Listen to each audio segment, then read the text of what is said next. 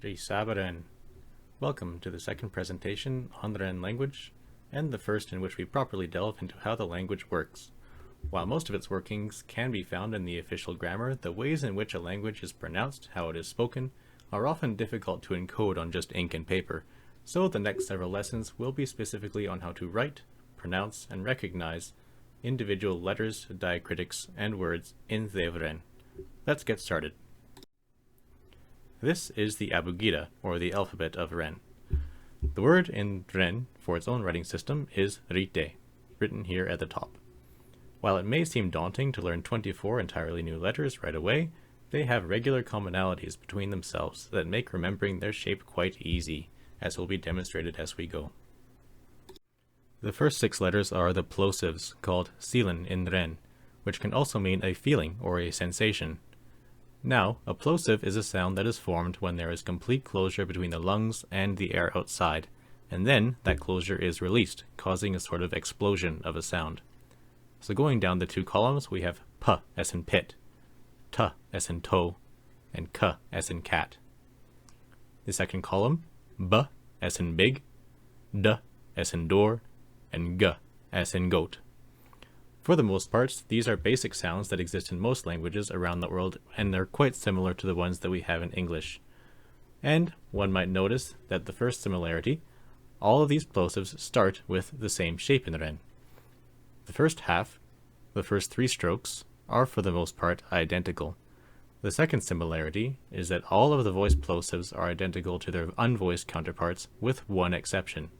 To get from p to b, or t to d, or k to g, we add a little curve, a diacritic, over the letter.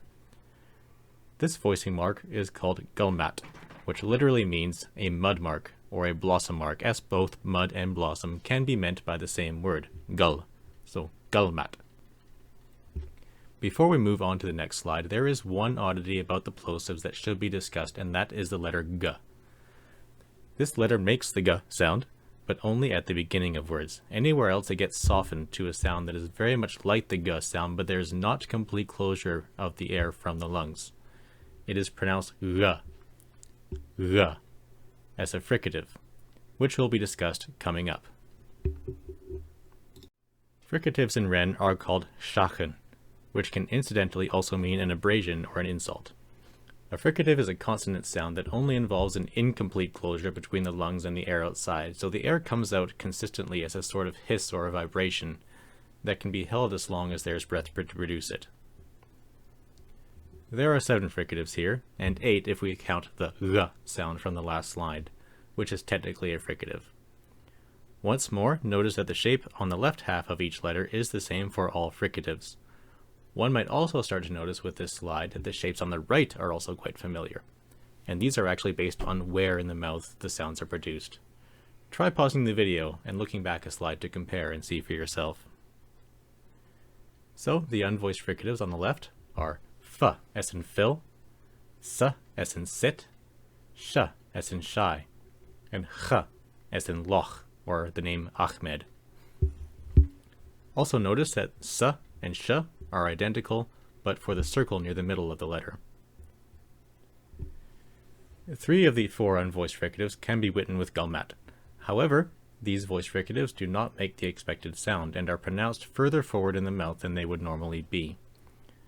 The letter written with W is pronounced v, so rather like a W, but with more teeth involved. So think of a cross between a W and a V. Va.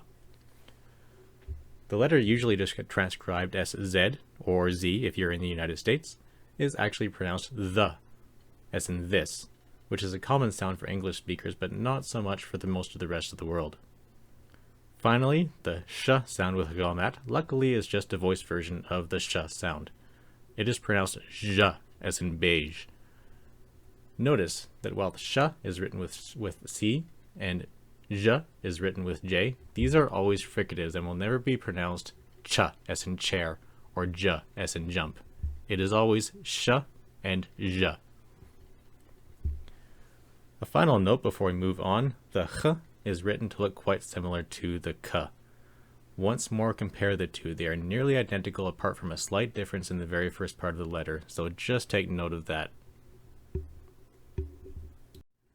The third class of consonants in Ren are the nasals, or the nakdin, which unfortunately doesn't have any alternate meaning. If you see the word nakdin, it almost certainly is referring to just a nasal consonant. A nasal consonant is produced with the nose rather than the mouth. Nearly all languages have both of these that Ren has, including English, and they are simply m and n.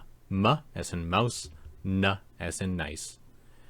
Notice the shape on the left is the same, and notice that the shape on the right corresponds to the place in the mouth that they are formed, and there should be little difficulty in learning the nasals. There is another diacritic that is used to stand in for a nasal, which nasalizes and lengthens a vowel. This diacritic is mostly used for poetic reasons as a way to get rid of a n consonant in a suffix, as this one letter alone can turn a verb into a noun or a noun into a definite noun. There will be more on that in another presentation in the future. For now, just know that the little loop after a letter is probably standing in place of letter n. The final three consonants in Ren are approximants, known as tanzi. One of them is a familiar sound to English speakers, while the others are similar but different to ones that they will know. These are probably the most difficult sounds because not only are they not quite what we're used to pronouncing, but there's also no rhyme or reason to their shape. They just have to be memorized. The first, transcribed with the letter R, is more similar to the letter R in languages like Hindi or Japanese. It is pronounced as what is called a tap, as the tongue literally just taps on the roof of the mouth in order to produce it. Ra. If this seems difficult, in some English dialects, this sound is used in the word butter. Butter. Ara. Ara. With some practice, it is an easy sound to pronounce. The second is the only lateral sound in the language, and it is a clean L sound like in most English dialects and other languages that contain it. La, as in lift. The final sound is perhaps the most difficult. Now, one can get away with just a simple H sound, huh? The difference in the sound is minimal. However, because of how vowels work in Ren, it is important to learn what it means for something to be pharyngeal.